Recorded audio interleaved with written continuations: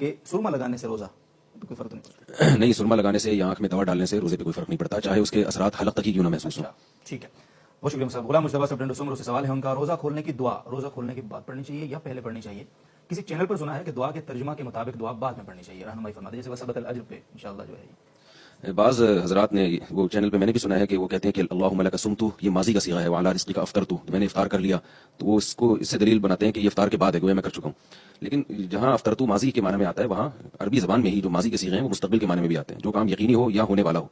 تو جو بھی محدثین ہیں یا فقہا ہیں، جہاں تک میں مطلع ہو سکا، تو وہ سب یعنی اس کا تذکرہ کرتے ہیں کہ دعا عند الافطار ہے، یعنی افطار کے وقت کی دعا ہے۔ تو اس سے جو متبادر ہوتا ہے معنی افطار کا وقت، وہ وہی ہوتا ہے کہ جب ہم افطار کرنے کے لیے بیٹھے ہیں اور بالکل افطار کرنے والے ہیں، متبادر ہوتا ہے۔ لیکن بہرحال یہ کوئی یقینی چیز نہیں ہے کہ اس پر جمود اختیار کیا جائے۔ اگر کسی کی ذاتی رائے یہ ہے کہ وہ کھانے کے بعد ہے تو اس کی اس قول کی بھی گنجائش ہے، لیکن جو متبادر ہو رہا ہے نا معنی، وہ متبادر یہی ہو رہا ہے جو محدثین یا فقہا ذکر کرتے ہیں کہ عند الافطار کا مطلب افطار کے وقت۔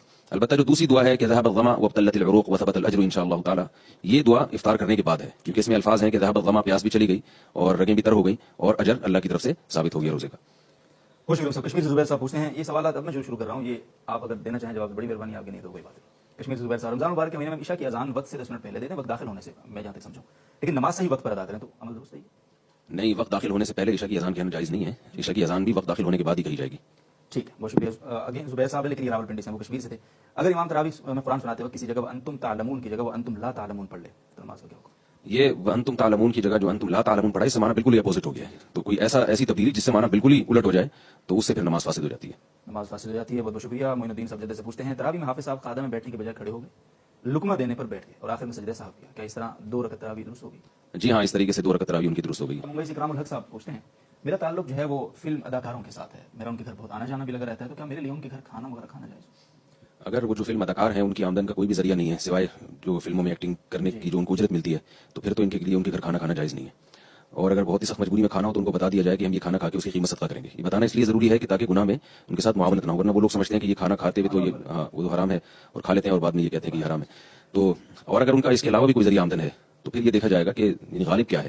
تو اگر غالب آمدن ان کے خیال میں کہ حلال آمدن غالب ہے تو پھر کھانا جائز ہے، اگر حرام غالب ہے تو پھر کھانا جائز نہیں ہے۔ یہ جو میں نے ابھی مسئلہ بتایا اللہم لک صمت وعلی رزقک افطرت والی روایت ہے، یہ روایت سند کے لحاظ سے ضعیف ہے، لیکن اس پہ بہت سے لوگ کچھ بہت زیادہ شدت کے ساتھ رد کرتے ہیں کہ بدعت قرار دیتے ہیں اس کو، بعض سلفی حضرات بھی کرتے ہیں، بعض عرب علماء بھی اس پہ سختی سے رد کرتے ہیں۔ تو اس سے کوئی ایسا شرعی مسئلہ ثابت نہیں ہو رہا کہ جس کی بنیاد پر اس کو بدعت کہا جائے، جس میں تشدد والی رائے اختیار نہیں کرنی چاہیے۔ ایک دعا ہے، اللہ تعالیٰ کی رحمت سے امید ہے، تو اس لیے ان چیزوں میں سند کی بہت زیادہ قوت کی ضرورت نہیں ہوتی، دعاؤں کا جو باب ہے یا ذکر اذکار کا جو باب ہے۔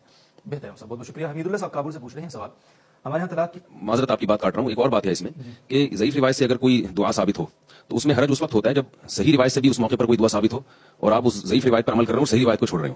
جیسے کوئی ذکر ہے اس پر کوئی صحیح حدیث بھی موجود ہے تو آپ صحیح حدیث کو چھوڑ کر خام میں وہ ضعیف حدیث سے جو ذکر ثابت ہے اسی کو آپ ترجیح دے رہے ہیں، تو پھر یہ ایک نامناسب بات ہوگی کہ جب صحیح روایات موجود ہیں، صحیح روایات سے ایک عمل موجود ہے تو آپ اس کو کیوں ترک کر رہے ہو؟ تو یہ جو روایت ہے نا اللہم لک صمت وعلی رزقک افطرت، تو اس دعا کے پڑھنے سے کسی صحیح حدیث کی مخالفت بھی نہیں ہو رہی ہے، یعنی ایسا نہیں ہو رہا کہ اس کی وجہ سے جو صحیح حدیث سے دعا ثابت ہے وہ آپ اس کا ترک لازم آ رہا ہو، جیسے ذهب الظمأ وابتلت العروق والی روایت ہے، تو ایسا بھی نہیں ہو رہا۔ ایسا بھی نہیں ہو رہا۔ بہت شکریہ۔ حمید اللہ صاحب کابل سے پوچھتے ہیں، ہمارے یہاں طلاق کی قسم دی جاتی ہے، کیا اس قسم سے واقعتاً طلاق ہو جاتی ہے اور اس کی شرعی حیثیت کیا ہے اس قسم؟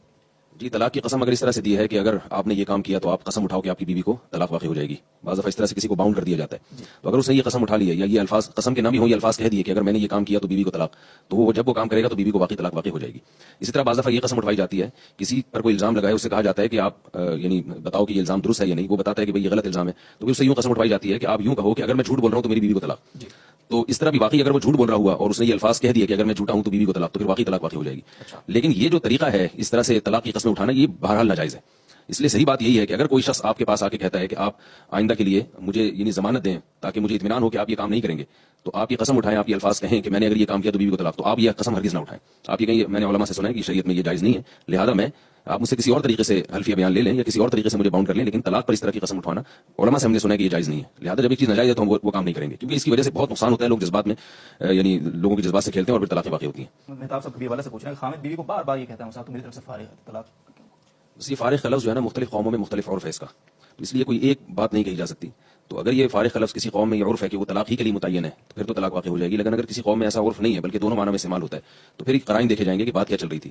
قرینہ بھی اگر کوئی نہ ہو تو پھر شوہر کی نیت پوچھی جائے گی، تو اگر وہ یہ کہتا ہے کہ میری نیت طلاق نہیں ہے تو پھر طلاق واقع نہیں ہوتی۔ اگر ہنسی مذاق میں اور کوئی بھی ایسی بات نہیں ہو رہی طلاق کی، نہ دور دور کا کوئی امکان ہے، پھر بار بار بھی کہہ رہے فارغ ہے، اس کے بعد وہ دونوں نارمل زندگی بھی گزار رہے ہیں، تو اس سے یہ اس بات کا ایک مضبوط قرینہ ہے کہ ان کی نیت طلاق کی نہیں تھی اور ان کے ہاں یہ طلاق کے معنی میں مستعمل نہیں ہے۔ اگر وہ بار بار یہ کہہ رہا ہے ویسے تو اس کا مطلب وہ خود فارغ ہے، کیوں کہہ رہا ہے؟ وہ خود فارغ ہے۔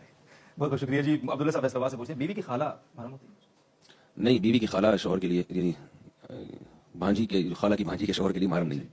بہت بہت شکریہ. سبھی اصغر صاحبہ کا سوال ہے, اگر بکرا بے ہوش ہو گیا ہم سب تو کیا ذبح کر کے اس کا گوشت حلال ہوگا, اسے کھانا جائز ہوگا؟ جی ہاں، بکرا اگر بے ہوش ہو جائے تو اس کی سزا یہ ہے کہ اس کو